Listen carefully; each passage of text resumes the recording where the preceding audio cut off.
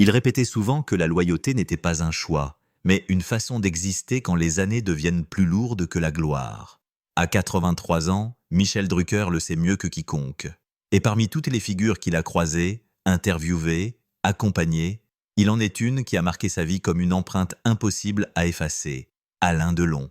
Drucker n'a jamais été un homme de confidence. Il a toujours préféré écouter plutôt que s'exposer. Mais lorsqu'on prononce le nom de Delon, une ombre passe dans ses yeux, une ombre ancienne, faite de respect, de trouble et d'une amitié dont il n'a presque jamais parlé. Pendant des décennies, il a évité les questions trop directes. Il souriait, éludait, changeait de sujet. Vous savez, certaines histoires méritent le silence, glissait-il parfois. Mais le temps, lui, finit toujours par réclamer ce qu'on lui doit, car depuis quelque temps, le nom d'Alain Delon n'évoque plus seulement une légende. Il évoque aussi la fragilité, les conflits autour de lui, la bataille entre ses enfants, la santé déclinante, la maison de Douchy devenue presque un sanctuaire assiégé. La France regarde, se trouble, s'interroge. Et Drucker, lui, observe tout cela depuis une distance qui n'est plus tenable. Leur première rencontre remonte à plus d'un demi-siècle. Deux hommes que tout opposait et que pourtant quelque chose reliait immédiatement. Delon, c'était la beauté tranchante, l'ombre fascinante, la lumière dangereuse du cinéma français. Drucker, lui, n'était alors qu'un jeune journaliste timide, appliqué, presque discret à l'excès. Il imposait une présence. Je n'avais jamais vu ça, confie-t-il aujourd'hui. Dès ce premier entretien, il avait compris que Delon n'était pas un acteur parmi d'autres. Il était une faille ouverte dans le paysage artistique du pays. Les années ont passé et Drucker a tout vu. Les triomphes, les amours exposés, les colères, les blessures secrètes, les retours flamboyants, les silences plus lourds que les mots. On croit connaître les géants. En réalité, on ne voit que la façade, murmure-t-il. C'est une phrase qu'il n'avait jamais osé prononcer publiquement. Alors pourquoi parler maintenant ? Pourquoi, à 83 ans, lui qui a toujours protégé la pudeur de ses rencontres, décide-t-il d'ouvrir une porte qu'il avait laissée fermée pendant si longtemps ? Parce qu'il arrive un moment où se taire devient une forme d'abandon, dit-il d'une voix lente. Et parce qu'Alain n'a plus la force de dire certaines choses lui-même. Ces mots ne sont ni une accusation, ni une justification. Ils ressemblent plutôt à un devoir tardif, un geste de fidélité envers un ami qui vacille.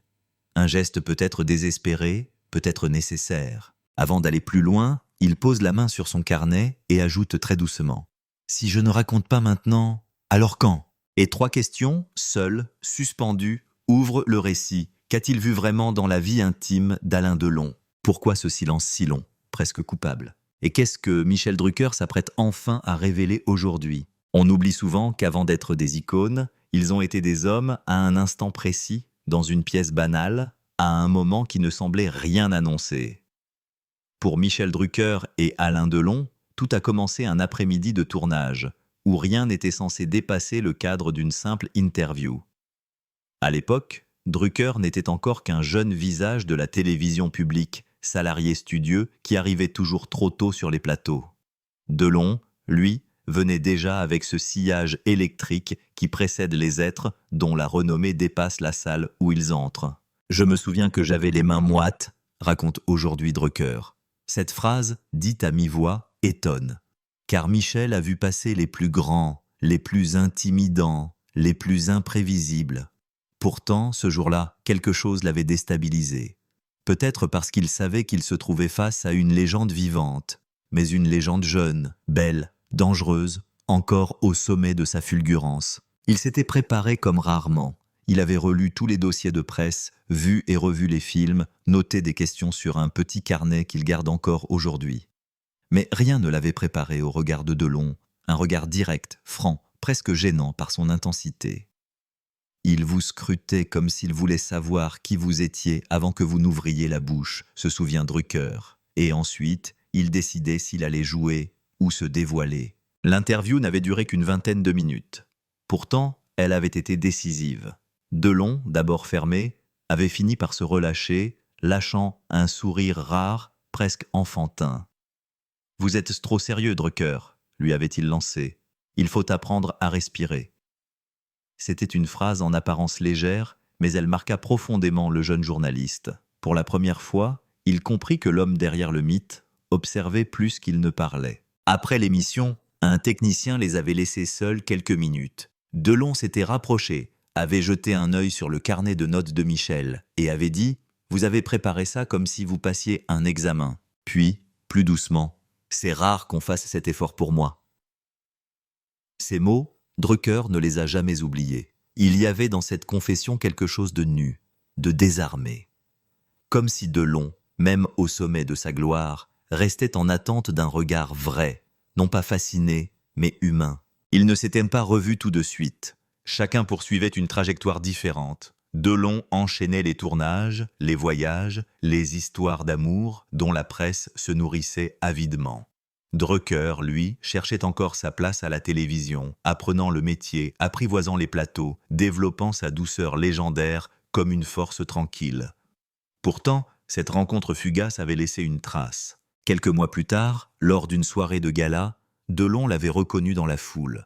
Il était venu vers lui, avait posé une main sur son épaule et lui avait dit « Ah, voilà l'homme qui travaille trop ».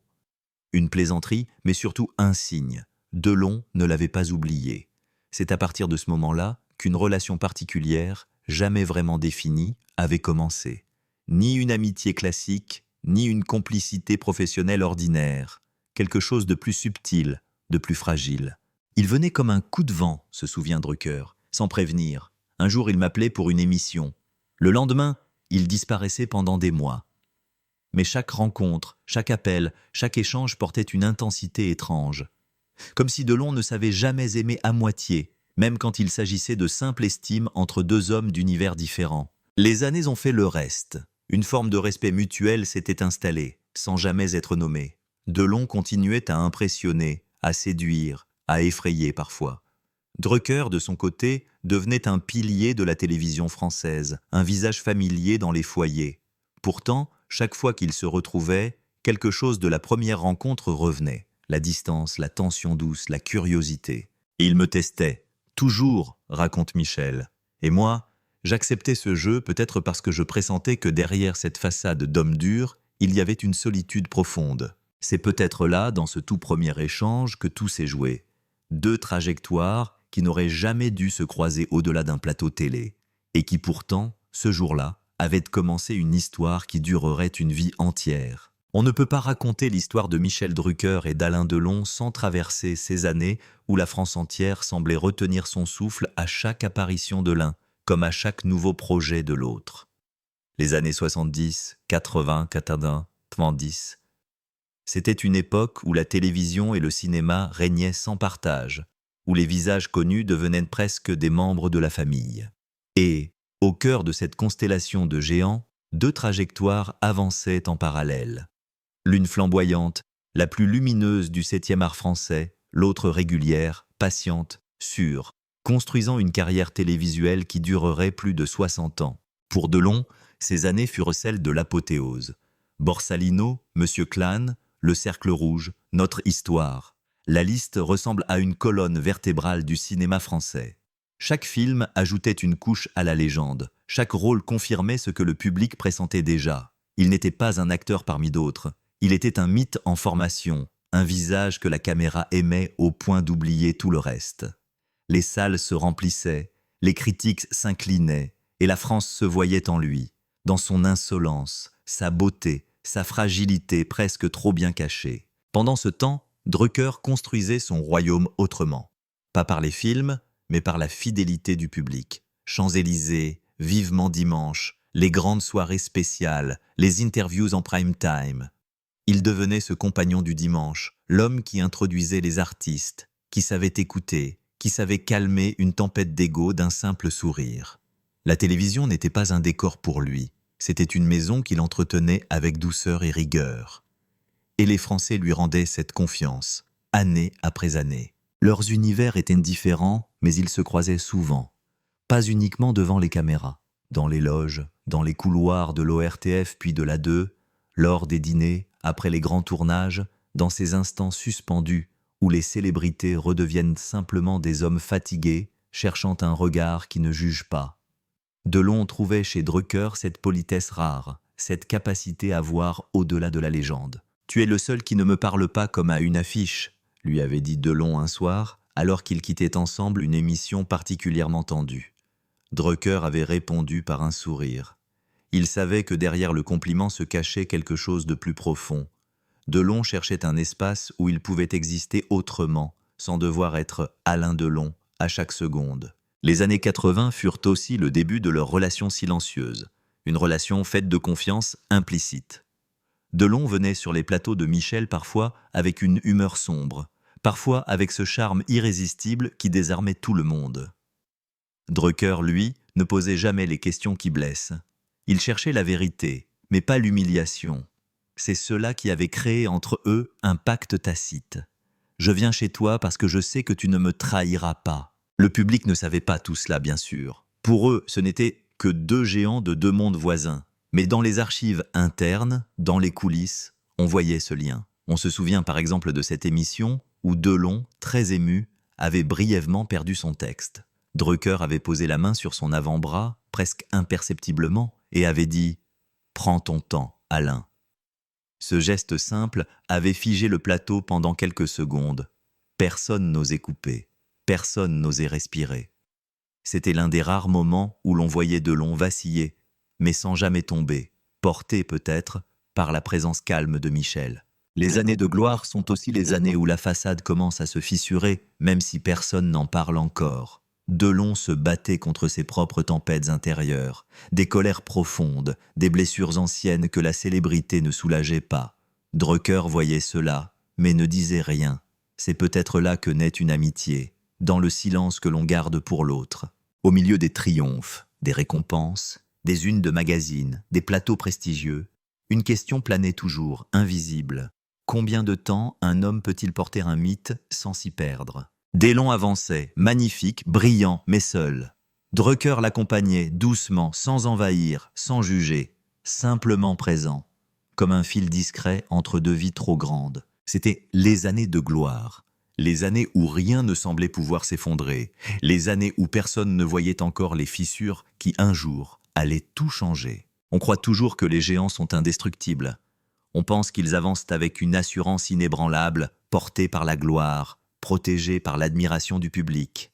Mais les fissures apparaissent toujours d'abord dans le silence, là où personne ne regarde. Et pour Delon comme pour Drucker, ces fissures ont commencé bien avant que le grand public ne les devine. C'est dans les années 90 que Michel Drucker commence à voir ce que d'autres ne voulaient pas voir. Mais alors, quelque chose s'était déplacé. Ce n'était pas visible à l'écran, pas encore. Delon restait Delon. Charisme imperturbable, regard perçant, silhouette parfaite. Mais hors champ, une tension sourde apparaissait, presque imperceptible pour ceux qui ne savaient pas écouter. Drucker, lui, savait. Il connaissait les micro-signaux.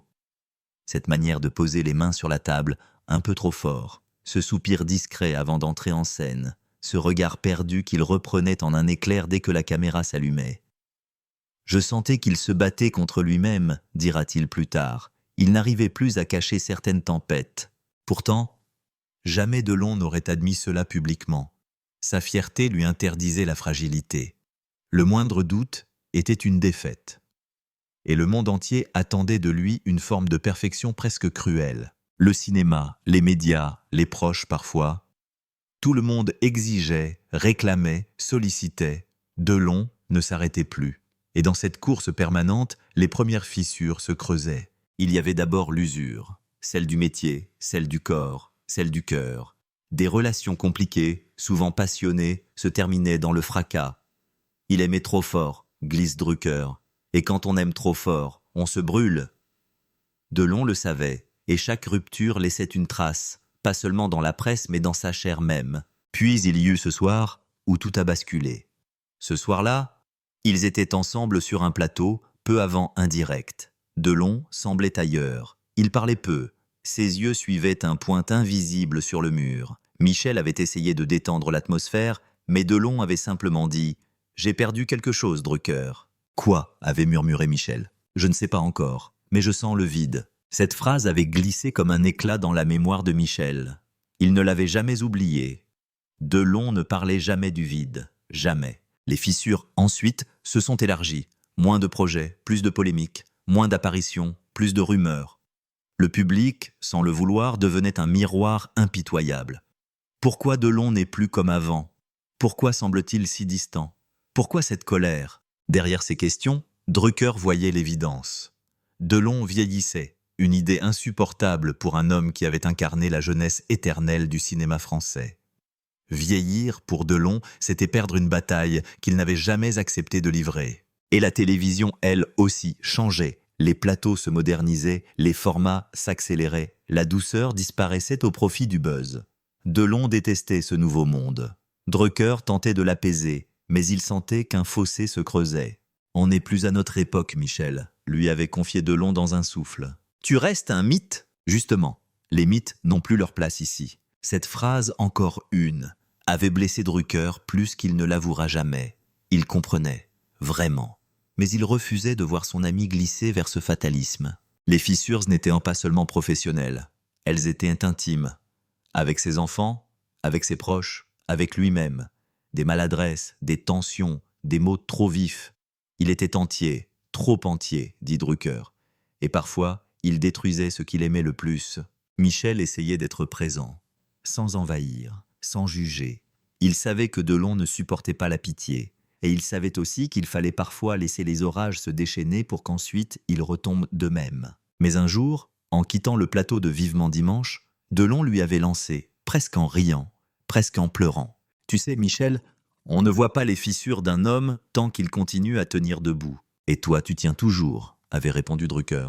Silence. Pour combien de temps encore? Ce fut la première fois que Michel sentit la peur.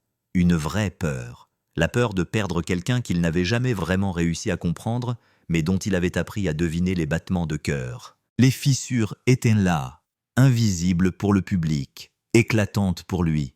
Et bientôt, elles allaient s'ouvrir complètement. On dit souvent que les ruptures n'arrivent jamais d'un coup, qu'elles se préparent doucement, comme une marée qui monte en silence avant de tout recouvrir. Pour Alain Delon, la crise n'a pas éclaté en un seul geste, ni en un seul jour. Elle s'est installée lentement, insidieusement, jusqu'à devenir une ombre permanente dans sa vie. Et Michel Drucker, témoin discret depuis des décennies, a vu cette ombre grandir. Mais alors, que s'est-il vraiment passé? Où commence la chute d'un géant? Il y eut d'abord la maladie, celle que Delon n'a jamais voulu nommer trop tôt, trop clairement, des vertiges, une fatigue étrange, des douleurs dont il parlait à demi-mot. « Je suis fatigué, Michel, mais pas comme d'habitude. » Drucker l'écoutait, inquiet. Il connaissait ce ton-là. Un ton qui dit plus que les mots, un ton qui révèle une fragilité contre laquelle on ne peut rien. Puis, un jour, la nouvelle est tombée. AVC. Ce mot-là, brutal, lourd, coupant. Un mot que Delon n'aurait jamais imaginé associé à son nom. Le mythe frappait dans sa chair. Le visage que la France admirait comme un marbre intemporel, désormais marqué par la vulnérabilité la plus humaine. Drucker se souvient du moment où il l'a appris. « J'ai eu l'impression que le sol s'ouvrait, pas pour lui, mais pour ce qu'il représentait. Delon ne pouvait pas tomber, c'était impossible. » Mais il était tombé, et ce choc allait tout faire basculer. Pourtant, la crise ne fut pas seulement physique. Elle devint intime, familiale, presque tragique dans sa simplicité. À Douchy, la maison qu'il avait imaginée comme un refuge pour la fin de sa vie, les tensions ont éclaté. Les enfants, les décisions médicales, la gestion du patrimoine, les inquiétudes, les peurs, puis les accusations, les voix qui se déchirent dans les médias, les plaintes déposées, les avocats, les communiqués. La France regardait, médusée. Drucker, lui, souffrait en silence. Ce n'était plus Alain, ce n'était plus l'homme que j'avais connu. C'était un vieillard pris dans une bataille qu'il n'avait plus la force de mener. Les journalistes s'en mêlaient, les plateaux télé s'enflammaient, les réseaux sociaux amplifiaient chaque rumeur. Delon, depuis son lit, voyait le monde s'agiter autour de lui comme une tempête qui ne voulait pas s'arrêter. Ce soir-là, Michel Drucker avait tenté d'appeler. Il voulait simplement entendre sa voix, s'assurer que tout n'était pas perdu. La réponse avait été courte, presque un souffle. « Michel, je n'ai plus les mots. Je suis là, Alain. » Long silence. Tu sais, quand on ne contrôle plus rien, on préfère se taire. Cette phrase, plus que tout, avait déchiré Michel. Car Delon, celui qui avait toujours contrôlé tout, ses films, ses amours, son image, ses silences, se retrouvait dans une situation où il n'avait plus de prise sur rien, ni sur son corps, ni sur ceux qui l'entouraient, ni sur les décisions qui se prenaient parfois sans lui. Les mois suivants ont été les plus sombres, les interventions publiques rarissimes, les photos volées, les communiqués écrits par d'autres, les enfants qui s'opposaient, la maison de Douchy devenue théâtre de soupçons, et Delon au milieu comme un roi déchu entouré de factions. Drucker se rendait compte que cette crise n'était pas seulement celle d'un homme vieillissant, c'était la rupture d'un mythe avec le monde. Il ne supportait plus son propre reflet, confie Michel. Pourquoi ? Parce que ce reflet lui renvoyait un homme qu'il ne reconnaissait plus. Il avait essayé plusieurs fois d'aller le voir, par pudeur, par affection, par loyauté. Mais Delon avait refusé, poliment, mais fermement. « Pas maintenant, Michel, je ne veux pas que tu me vois comme ça. » Et Drucker, le cœur serré, respectait cette demande. Il savait que pour Delon, être vu affaibli équivalait à perdre la dernière bataille qui lui restait. Peu à peu, le silence s'est installé. Un silence épais, lourd, presque définitif. Il n'y avait plus de longues conversations, plus de projets, plus de confidences. Seulement des messages courts, des signes faibles, des intermédiaires. Et la question qui revenait comme un refrain amer: comment un homme tel que lui peut-il accepter de devenir l'ombre de ce qu'il fut? Le public, lui, ne voyait que la surface, les articles, les polémiques, les spéculations. Michel voyait l'indicible, un ami qui s'effondrait lentement. La rupture n'était pas entre eux, elle était entre l'homme et sa propre histoire. Et cette crise-là, aucune caméra, aucun journaliste, aucun médecin ne pouvait la réparer. Lorsque la tempête s'est enfin calmée, ou plutôt lorsqu'elle s'est épuisée d'elle-même, il ne restait plus qu'un silence étrange autour d'Alain Delon. Un silence qui n'avait plus rien à voir avec la fierté d'autrefois, ni avec ces retraites volontaires qu'il s'accordait pour échapper au tumulte médiatique.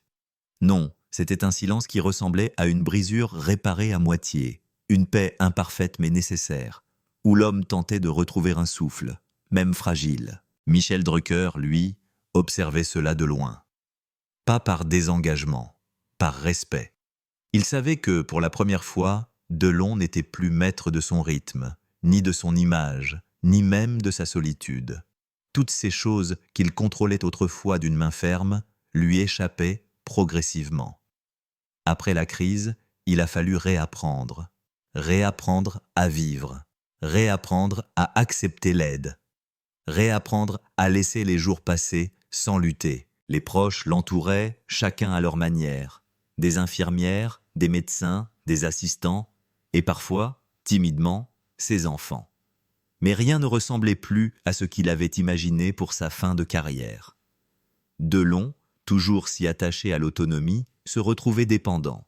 Une réalité presque insupportable pour lui. « J'ai vécu trop longtemps debout pour accepter de m'asseoir », avait-il confié un soir à un membre de son entourage. « Mais je n'ai plus le choix. » Une phrase simple, presque résignée, qui disait tout. Michel Drucker recevait parfois des nouvelles, jamais longues, souvent transmises par un intermédiaire. Une phrase, une indication, un clin d'œil timide.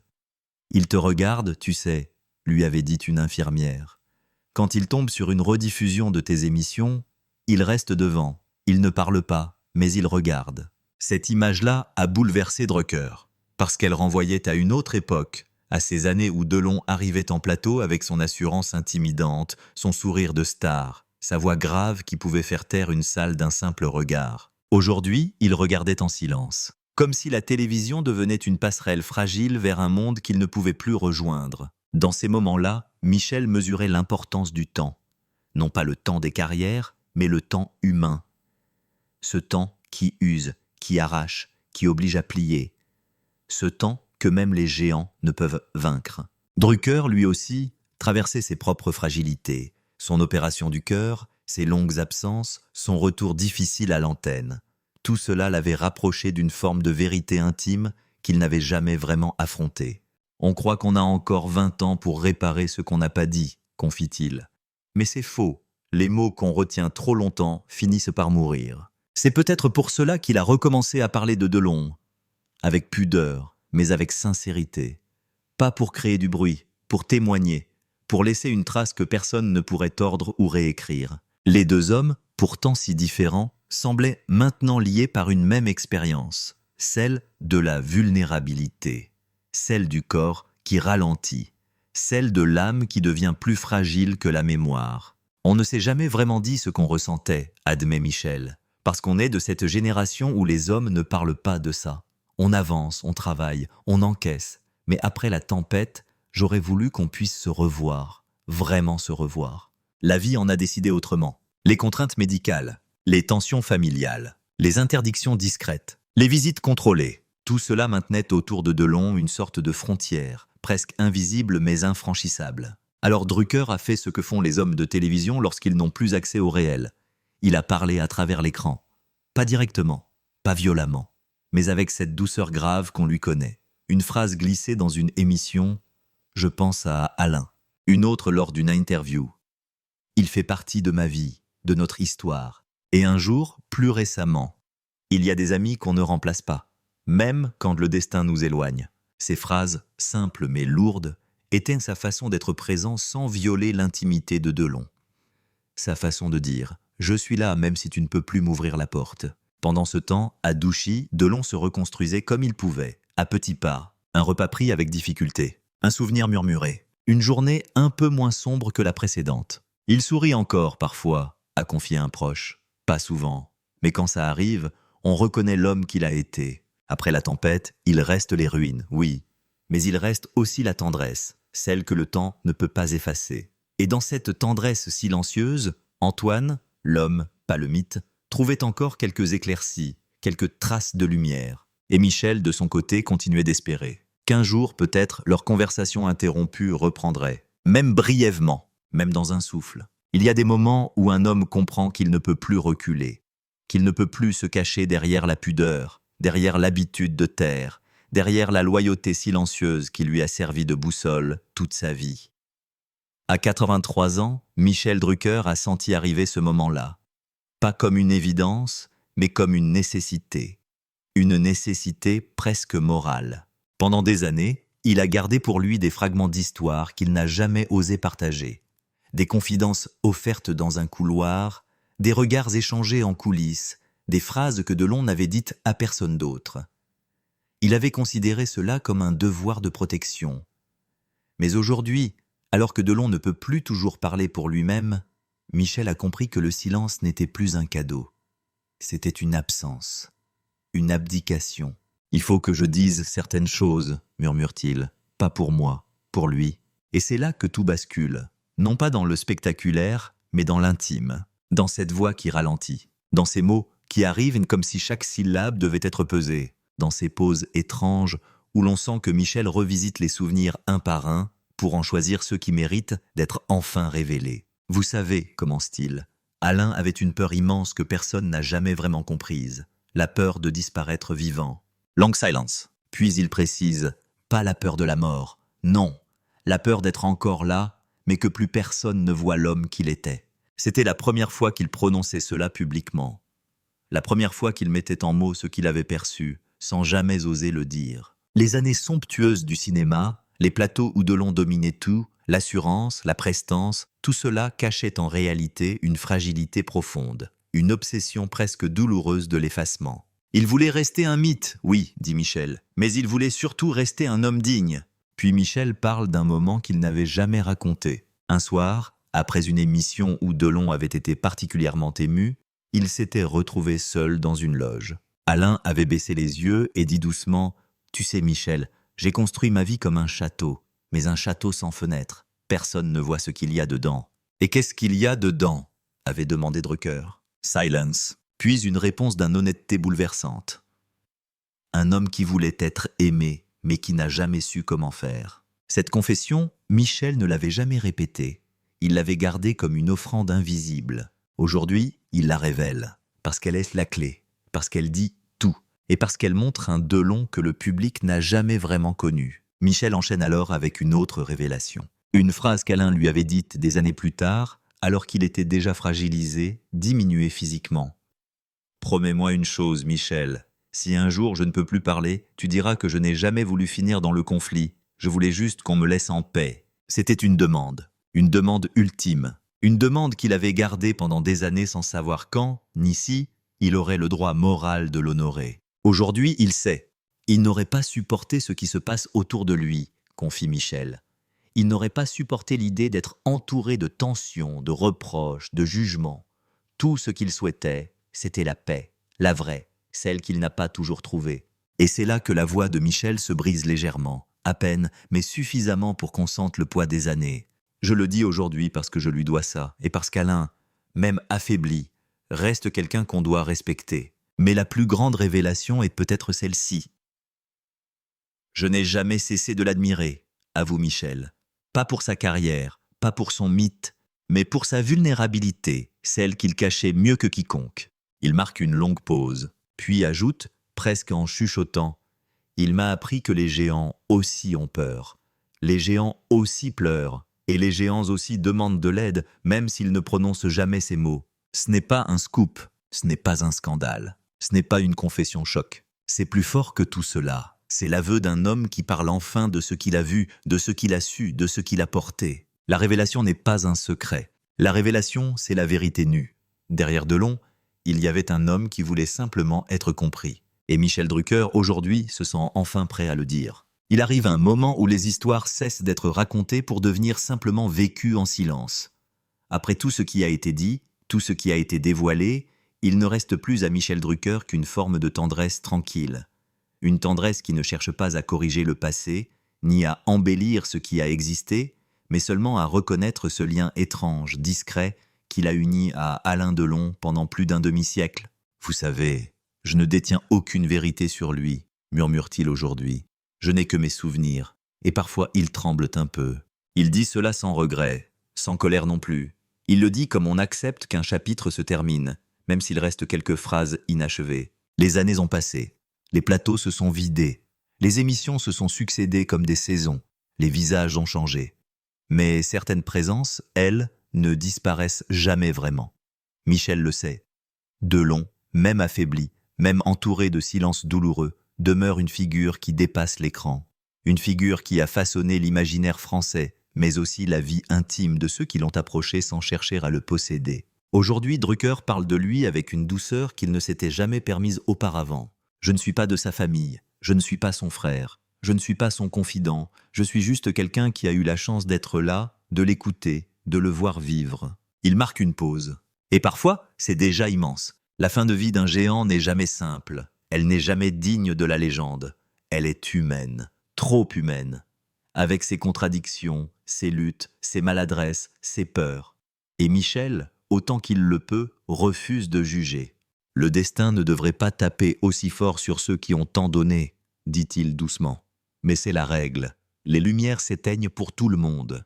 Il ne s'agit pas d'un adieu, pas encore. Il s'agit d'un passage, d'une transition entre le mythe et la mémoire, entre ce que Delon a été pour le public et ce qu'il restera dans le cœur de quelques-uns. Pour Michel, il restera cette silhouette imposante qui entrait sur un plateau comme on entre dans un ring, prêt à affronter le monde. Et cette autre silhouette, plus fragile, assise dans une loge un soir, confessant qu'il avait construit un château sans fenêtre. Ce contraste résume toute une vie. On demande à Michel s'il regrette quelque chose. Il répond par un léger sourire, presque imperceptible. On ne regrette pas une histoire qu'on n'a jamais vraiment possédée. Puis il ajoute, plus lentement, « Mais j'aurais aimé un dernier moment, une vraie conversation. Pas pour parler du passé, pour se dire que tout ce qui comptait a existé. » Il ne sait pas s'il aura ce moment. Il ne sait pas si les chemins se recroiseront, si les circonstances le permettront, si la vie laissera une dernière fenêtre ouverte. Il ne sait pas, et il accepte de ne pas savoir. Ce qu'il sait, en revanche, c'est ceci. Les hommes comme Alain ne disparaissent jamais vraiment. Ils laissent une présence, une odeur, une couleur, quelque chose dans l'air. Puis, comme une conclusion qui n'en est pas vraiment une, il révèle ce qu'il n'avait jamais dit à haute voix. J'ai appris à travers lui que le courage, ce n'est pas de rester debout, c'est d'accepter de ne plus l'être. La voix s'adoucit, le récit ralentit, et la caméra imaginaire se retire doucement. Il ne reste plus de polémiques, plus de cris, plus de conflits. Seulement deux hommes vieillissants qui ont traversé une époque ensemble, chacun à sa manière, chacun avec ses failles, chacun avec sa dignité. On imagine Michel refermer un carnet. On imagine Delon, quelque part, assis près d'une fenêtre que le monde n'aperçoit pas. On imagine le silence entre eux, mais un silence apaisé, presque familier. Et lorsqu'on croit que tout est fini, la voix off laisse tomber une dernière phrase, simple, nue, légère comme un souffle. Et sur la table, il reste une photo. Le temps, lui, ne dit plus rien.